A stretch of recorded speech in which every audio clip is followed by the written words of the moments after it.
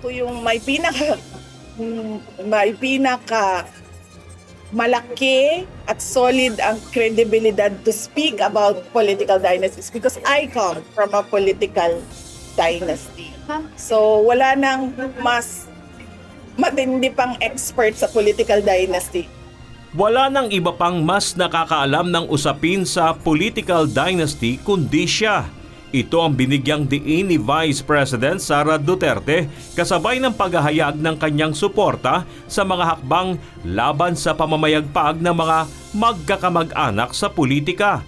Ayon kay BP Sara, walang masama sa paglilingkod at pagseserbisyo ng iisang pamilya sa taong bayan. Gayunman, kailangan piliin ng mabuti kung sino ang susuportahan.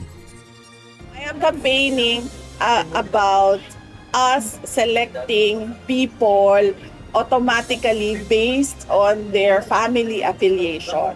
We should ask the person first. Okay, Duterte ka. Ano ba ang abilidad mo? Ano ba ang kapasidad mo? Okay, Marcos ka.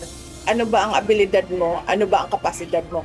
Hindi automatic yon na parang tipong pag-anak, asawa, kapatid, pamangkin, automatic na. Absent a law, that is the most that we can do as voters. Question the capacity and the competence of the candidate.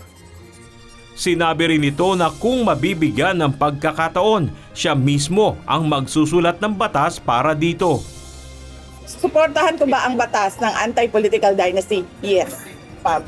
Bibigyan nila ako ng pagkakataon na sumulat, ako yung susulat. Ako yung pinakamagaling sa political dynasty. Pagbigyan ninyo ako ng chance na sumulat, ako susulat niyan. Ayon naman kay Rigo Duterte na apo at namesake ni dating Pangulong Rodrigo Duterte at nanalong konsehal ng Davao City. Depende rin naman sa tao kung sino ang kanilang gustong maiduklok sa pwesto. Depende lang kasi sa mga tao kung gusto nila. Kami lang kami. Kung sa mga taga-Davao, kung gusto nila na kami pa rin, ang pamilya namin, patuloy naman kami. Kung gusto pa nila sa amin. Batay sa resulta ng halalan sa Davao City, naihalal na mayor si dating Pangulong Duterte at vice mayor naman ang anak nitong si Baste.